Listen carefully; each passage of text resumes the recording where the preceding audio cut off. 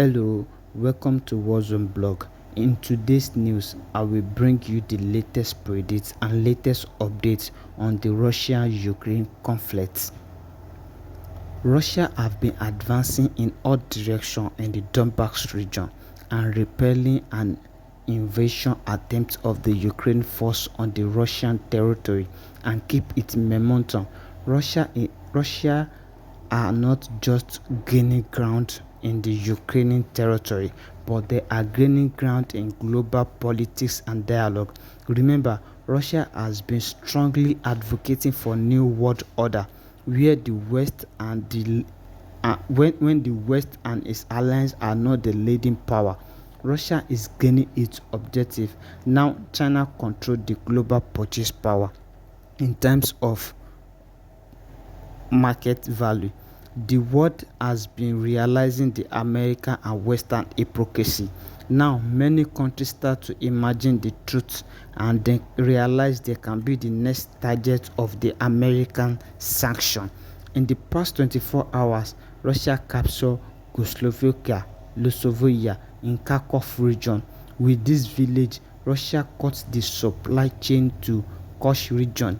The Ukrainian military has been stuck in the region without artillery to cover them and without ammunition. They can't advance and they can't retreat. This shows that the Russia have been aware of this, and Ukrainian force into Russian territory. The situation is more volatile than ever.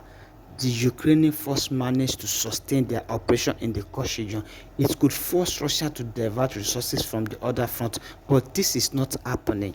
If Russia constantly is gained in Avdiivka and Pokrovskoye, it could potentially shift the momentum of the war in its favor.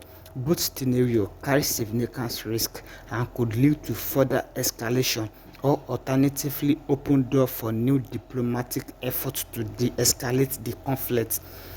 Could have significant geopolitical repercussions.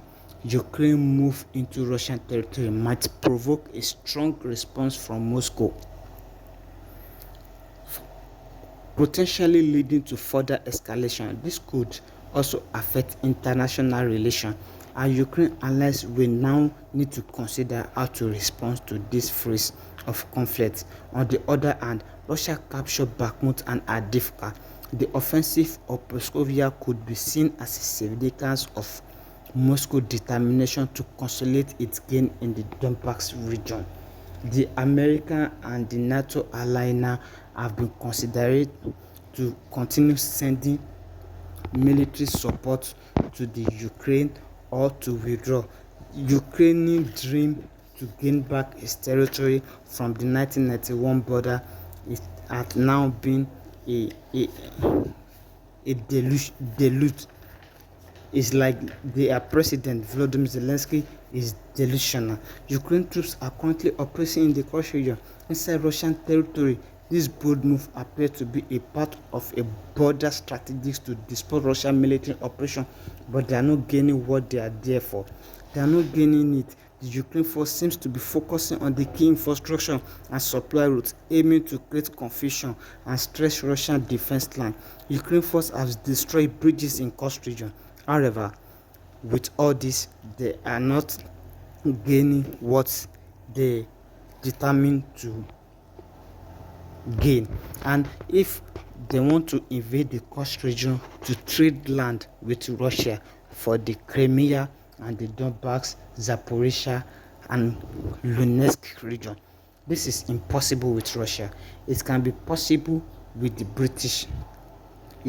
If we go back to history, the British trade land with the Scotland, but with Russia, this is impossible.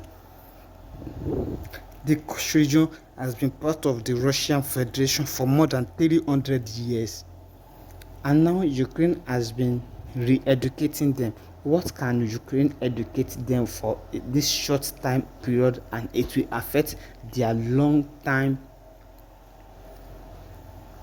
culture and long time homeland. This is just another way to escalate the conflict. Now, meanwhile, on the Ukrainian front, Russian forces have successfully captured the city of Avdiivka after months of intensive fighting. This victory is symbolic for Russia and represents a strategic gain, as Avdiivka has been a focal point of the conflict in the Donetsk region. And now Russian forces are pushing further. They have captured many villages, captured Monorovka, and advancing into Pokrovsk.